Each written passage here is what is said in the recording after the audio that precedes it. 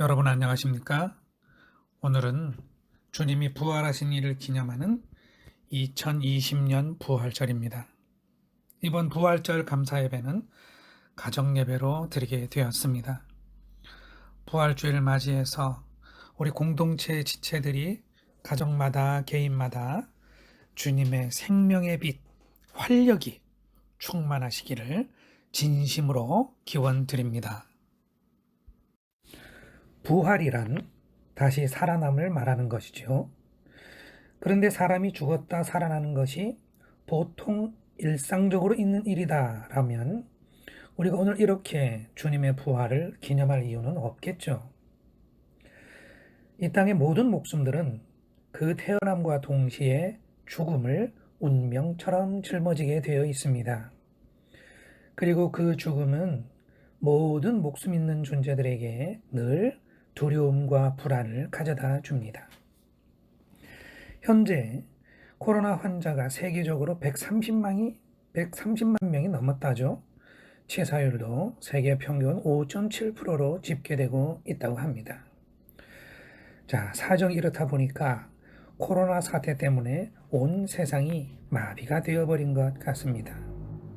락다운, 셧다운, 비대면 이런 단어들은 폐쇄와 단절의 단어들인데 이런 말을 자주 듣는 요즘입니다. 사람 목숨이 왔다 갔다 하는데 경기 침체가 문제겠으며 공부가 문제겠으며 만남이 문제겠냐 하는 것이죠. 이러한 모든 사태는 죽음이 가져다주는 공포가 얼마나 무서운가를 보여준다고 하겠습니다. 그러므로 주님이 한 번 죽으시고 무덤에 장사되었다가 다시 살아나셨다는 이야기가 이 땅의 모든 쓰러져가는 존재들에게 무엇과도 바꿀 수 없는 소망이 되는 것이고 또 큰 은혜가 되는 것이죠. 부활절을 맞이한 오늘 우리 함께 주님이 부활하시던 현장으로 함께 가보도록 하겠습니다. 주님이 부활하신 사건에 대한 기록은 4개의 복음서 모두에 나와 있죠. 먼저 성경 순서대로 마태복음을 먼저 보겠습니다. 자, 주님이 부활하신 날은 언제입니까?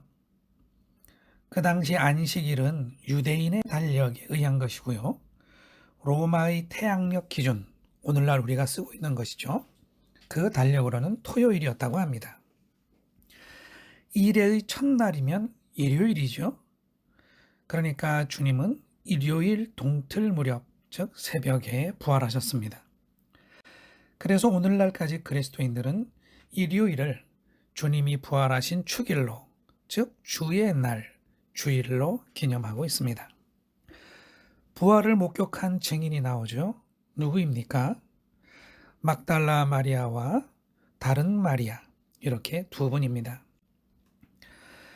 그런데 주님의 시신은 안 보이고 다른 누군가가 무덤을 막았던 돌 위에 앉아 있습니다. 번개같이 생겼고 눈처럼 하얀 옷을 입은 천사였습니다. 여기서 천사가 돌을 굴려낸 이유는 무덤 안에 계신 주님을 꺼내려고 하는 것이 아니고요. 막달라 마리아와 다른 마리아가 무덤 안을 확인할 수 있게 해 주려는 것입니다. 저 무덤은 이미 빈 무덤입니다. 이번엔 마가복음을 보겠습니다. 언제인지 나오죠. 안식일이 지났을 때이고 일의 첫날 새벽이고 해가 막 돋을 무렵입니다. 자, 누가 목격자인가요? 막달라 마리아와 야고보의 어머니 마리아와 살로메 세 분의 이름이 나옵니다. 그리고 또 누가 있죠? 주님은 안 계시고 흰 옷을 입은 웬 젊은 남자가 거기 있었습니다. 이번엔 누가복음입니다. 역시 같죠? 일의 첫날 이른 새벽입니다. 목격자 이름은 10절에 나오는데요.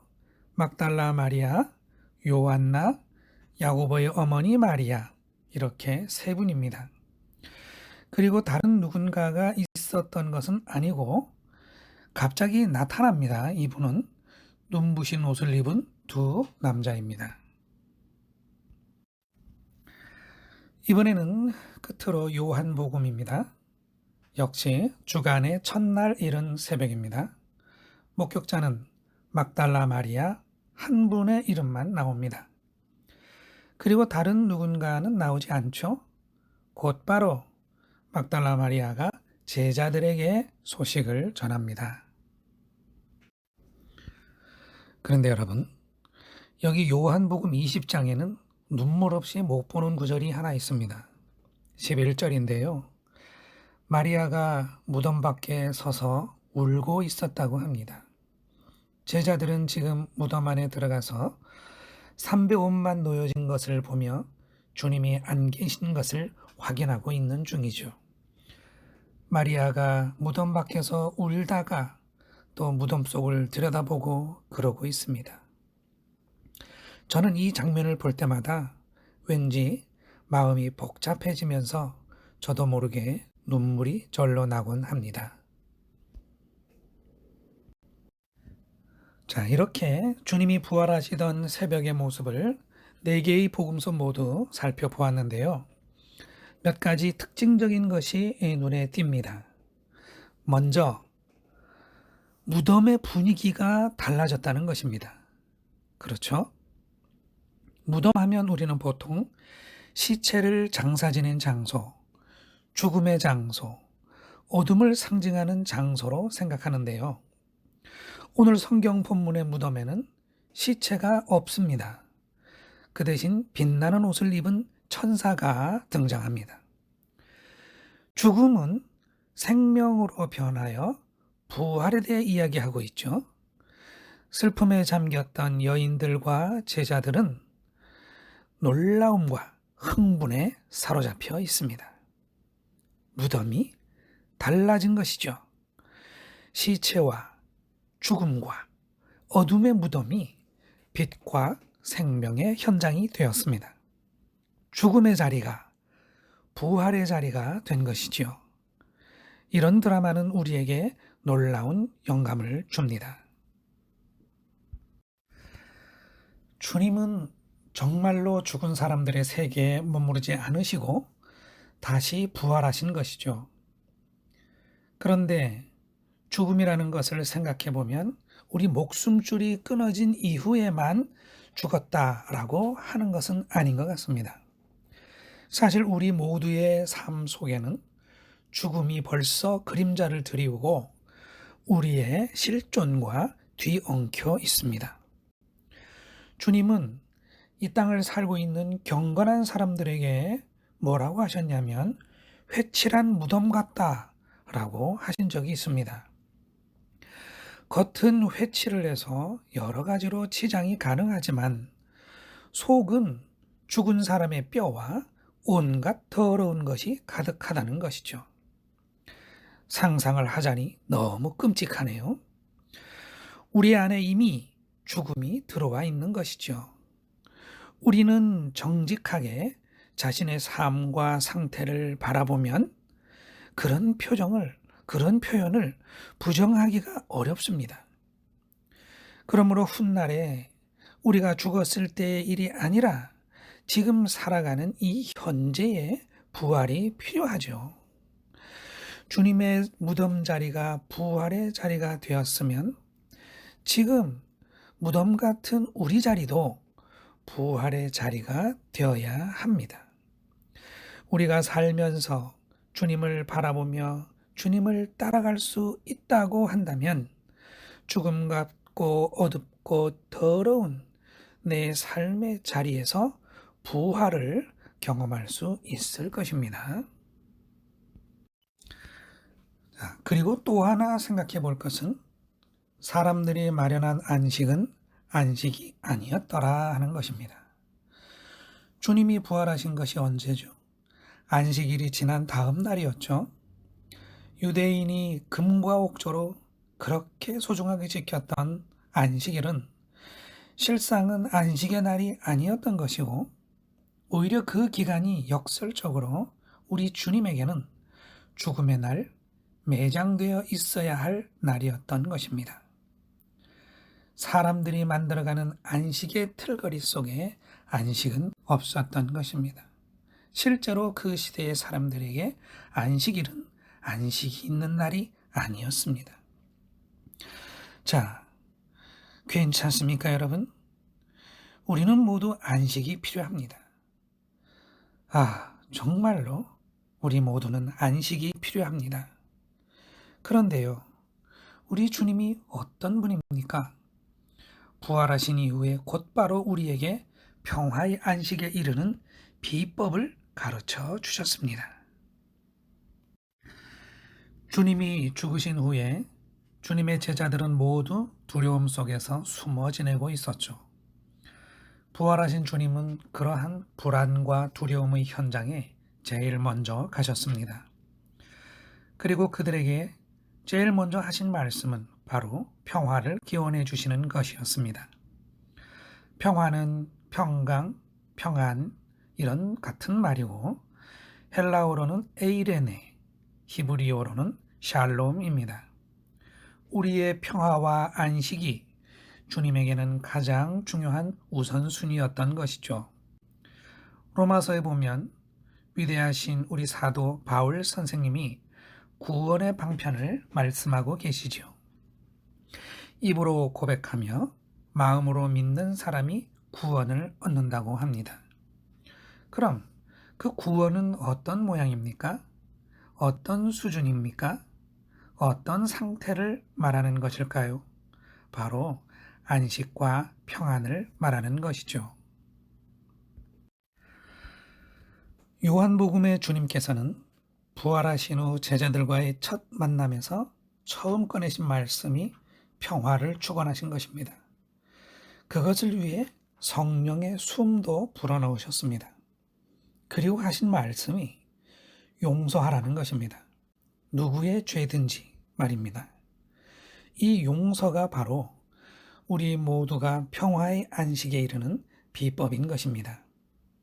우리는 왜 안식을 잃어버립니까? 분노하기 때문입니다. 불의한 사람들 보면 분노하고, 못마땅한 것들 분노하고, 내 것이라고 생각했던 것들을 잃어버릴 때 분노하고, 내 뜻대로 뭐가 잘 안 되는 이 현실 때문에 분노가 쌓입니다.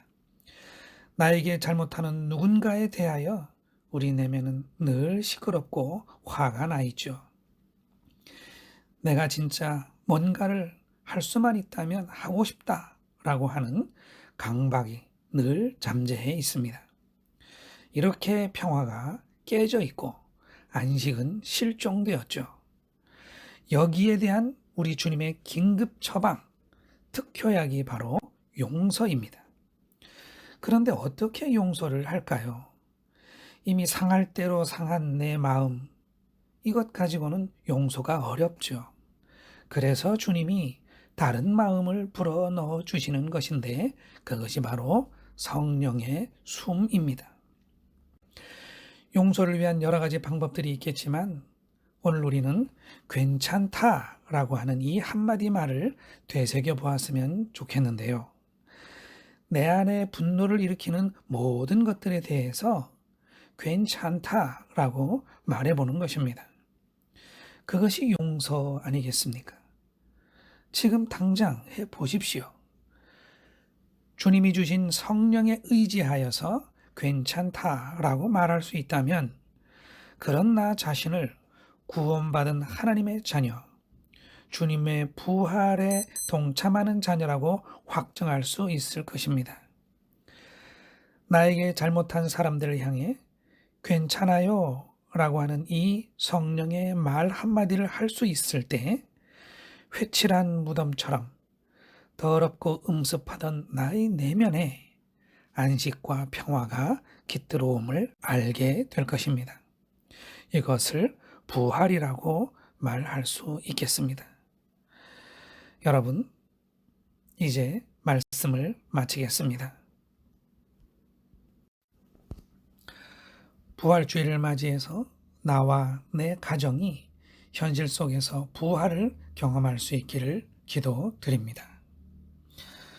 이제 우리가 마음속에 새겨지는 말씀이 있다면 잠시 묵상하는 시간을 갖겠습니다.